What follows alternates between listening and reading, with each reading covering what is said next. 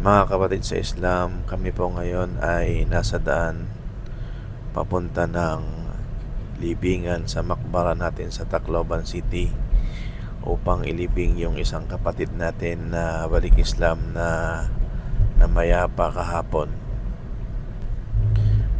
Yan po yung ating sasakyan sa janaza at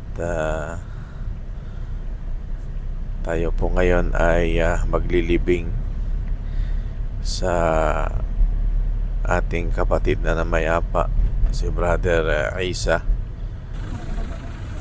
At inshallah ay may libing natin siya ng maayos doon sa ating libingan sa Tacloban City, inshallah subhanahu wa ta'ala. Naway patawarin siya ni Allah at maging madali sa kanya ang kanyang kalagayan sa libingan at gawaran siya ni Allah ng kapatawaran at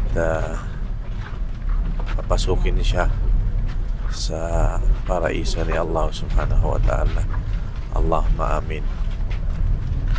Naway maging aral ito sa bawat isa sa atin na ang buhay ay biglaan lamang na maaaring kuhanin at bawiin ng Diyos na si Allah na nagpahiram sa atin. Bata pa ito, 16 years old pa lang.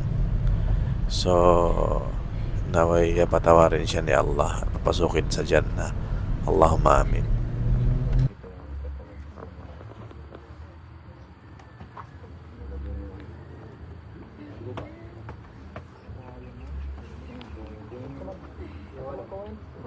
Yung tamakan.